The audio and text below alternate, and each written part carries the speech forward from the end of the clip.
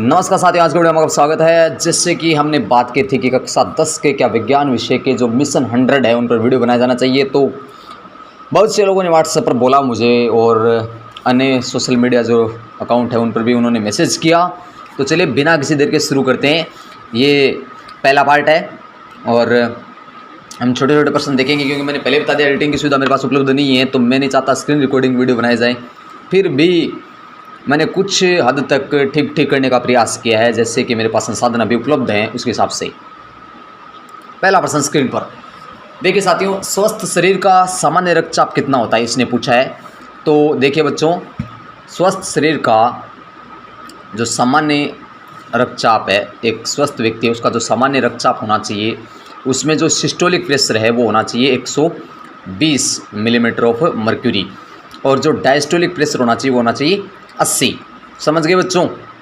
और ये सिस्टोलिक और डायस्टोलिक, आपको पता है कि रक्तचाप जो होता है बच्चों, ये क्या होता है कि जो रक्तवाहिनियाँ होती है उनके अंदर जब खून बहता है और खून को जो पंप करता है वो करता है हृदय।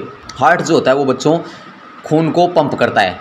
हृदय जब सिकुड़ता है तो उसके अंदर का खून जो होता है वो रक्तवाहिनियों में चला जाता है, यानी कि धमनियों में चला जाता है। ठीक है बच्चों। तो जब सिकुड़ता है और खून धमनियों में जाता है तो धमनियों में जो प्रेशर लगता है वो क्या होता है, सिस्टोलिक प्रेशर होता है।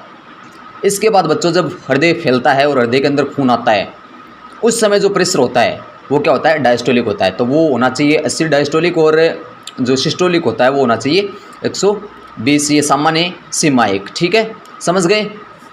जो रक्तचाप मापी होता है उसको बोलते हैं स्पाइगमोमैनोमीटर। तो ध्यान से सुनिए, बहुत सारे प्रश्न एक साथ आपके क्लियर हो जाएंगे। जैसे एक प्रश्न यहाँ पर ये भी बन गया कि रक्तचाप मापी का क्या नाम है, मतलब रक्तचाप मापी किसे कहते हैं, तो वो होता है स्पाइगमोमैनोमीटर। ठीक है साथियों। इसके बाद देखते हैं विटामिन सी का रासायनिक नाम क्या है। तो विटामिन सी का रासायनिक नाम है वो है एस्कॉर्बिक अम्ल, और ये बच्चों पाया जाता है, आपको पता है, खट्टे फलों में पाया जाता है। ठीक है बच्चों। विटामिन सी की कमी से स्कर्वी रोग हो जाता है। और इसके अलावा बच्चों बात करते हैं, इसकी कमी से है ना, वो दांत हैं उनमें दर्द हो सकता है, और वो एकदम ऐसे हो जाते हैं, इतने ढीले हो जाते हैं कि वो गिरने का खतरा रहता है उनका। और मसूड़ों से खून आना, आपको पता है, ये स्कर्वी रोग का एक प्रमुख लक्षण है। ठीक है साथियों। अगला ऑप्शन देखते हैं, आयोडीन की कमी से होने वाला रोग है। तो बच्चों आयोडीन की कमी से होने वाला रोग होता है वो होता है गलगंड रोग, या इसे घेंगा रोग भी कहते हैं, इसे ग्वाइटर रोग भी कहते हैं। ठीक है बच्चों। देखो आयोडीन तत्व की कमी से क्या होता है कि शरीर के अंदर एक रोग हो जाता है ना, जिसका नाम होता है गलगंड रोग या घेंगा रोग। देखिए बच्चों, ऐसा होता है कि आयोडीन होता है, आयोडीन थायरोक्सिन हार्मोन के लिए जिम्मेदार होता है। अगर आयोडीन की कमी होगी तो थायरोक्सिन हार्मोन कम बनेगा, और थायरोक्सिन कमी होगी तो फिर गलगंड या घेंगा रोग हो जाएगा। ठीक है बच्चों। तो हार्मोन का नाम भी आपको ध्यान में रखना है।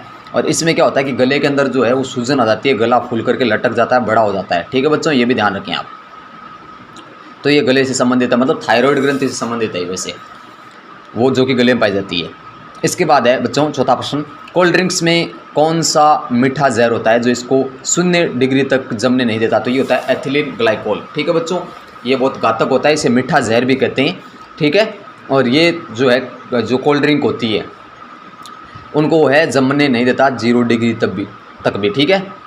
तो ये बहुत खतरनाक होता है। इसके बाद देखते हैं 5 ऑप्शन, नारू रोग जिसे बाला रोग भी कहते हैं, इसका रोगजनक कौन होता है। तो इसका रोगजनक होता है बच्चों ड्रैकनकुलस मेंडेनेसिस, एक कृमि, यानी आप कह सकते हैं सूक्ष्म जो कीड़े होते हैं, है ना, वो। तो यहाँ पर कृमि बच्चों इसमें लिखा हुआ आपको मिलेगा, लेकिन जो है इसका अगर पूछ ले आप, अगर आपको याद रहता है ड्रैकनकुलस मेंडेनेसिस, तो यही आप लिखें, कोष्टक में आप कृमि लिख सकते हैं, या आपको ये नहीं याद रहता सिर्फ कृमि लिख सकते हैं आप। ठीक है। लेकिन अगर ऑप्शन में आ जाए ड्रैकनकुलस मेंडेनेसिस तो वही करना आपको। ठीक है। इसके बाद देखते हैं बच्चों, विटामिन की कमी से होने वाले रोग का क्या नाम है। तो यहाँ पर देखिए बच्चों, ये रतौंधी रोग दिया गया, विटामिन ए की कमी से होता है ये।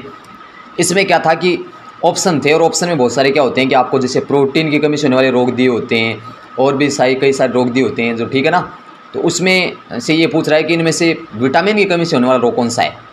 तो उसमें रतौंधी दिया हुआ था, लेकिन यहाँ पर अगर हम बात करें तो ये विटामिन ए की कमी से होने वाला रोग है। विटामिन कमी से तो बहुत सारे रोग होते हैं, अलग अलग विटामिन कमी से अलग अलग रोग होते हैं। इसके बाद है कि सिगरेट के धुएं में कौन सी गैस पाई जाती है। जिससे लाल रुधिर कणिकाएं नष्ट हो जाती है। तो ये होती है कार्बन मोनोऑक्साइड, बहुत घातक है ये, ठीक है, शरीर के लिए और अपने फेफड़ों के लिए। तो भाई धूम्रपान ना करें। इसके बाद देखते हैं अगला प्रश्न, रुधिर में हीमोग्लोबिन का निर्माण कौन सा तत्व करता है? तो बच्चों वो होता है लौह तत्व है, ठीक है, लौह तत्व होता है जो रुधिर में जो है हीमोग्लोबिन का निर्माण करता है। और ये जो है आपको पता है कि गैसों के विनिमय के लिए बहुत परिवहन के लिए बहुत ज़्यादा जिम्मेदार है ये हीमोग्लोबिन, और ख़ासतौर से ऑक्सीजन के लिए। और इसकी कमी से एनीमिया रोग है वो हो जाता है, हीमोग्लोबिन की कमी से एनीमिया रोग हो जाता है, जिसे रक्ताल्पता भी कहते हैं, ठीक है बच्चों। आगे देखते हैं, फास्फोरस किसके साथ मिलकर हड्डियों व दांतों को मजबूती प्रदान करता है? तो वो होता है कैल्शियम। आपको पता है बच्चों, लगभग जहाँ पर बात आती है हड्डियों की तो वहाँ पर कैल्शियम का नाम तो आपको ज़रूर देखने को मिलता ही मिलता है। इसके बाद बात करते हैं अगला प्रश्न, 10वां प्रश्न है बच्चों, किस रोग में पैरों की हड्डियाँ मुड़ जाती है तथा घुटने पास आ जाते हैं? तो बच्चों होता है रिकेट्स रोग, जिसमें पैरों की हड्डियाँ मुड़ जाती है तथा घुटने पास आ जाते हैं, ठीक है बच्चों। कौन सा रोग होता है? रिकेट्स रोग, ठीक है बच्चों। अगला प्रश्न देखते हैं 11वां प्रश्न, तंबाकू में कौन सा एल्कलॉइड पाया जाता है? तो तंबाकू में एल्कलॉइड पाया जाता है निकोटीन। कौन सा बच्चों? निकोटीन। तंबाकू में निकोटीन नामक एल्कलॉइड पाया जाता है, ठीक है। अगला प्रश्न देखते हैं, किस रोग में कम प्रकाश या रात में दिखाई देता है? तो अगर प्रकाश कम हो या अगर बिल्कुल बहुत ज़्यादा अंधेरा हो तो दिखाई नहीं देता है, ऐसा रोग होता है रतौंधी रोग, ठीक है। ये विटामिन ए की कमी से होता है। इसके बाद बात करते हैं बच्चों, थायरोक्सिन हार्मोन के निर्माण में सहायक होता है। तो बच्चों वो प्रश्न आ गया जहाँ पर मैं आपको बता रहा था, ठीक है।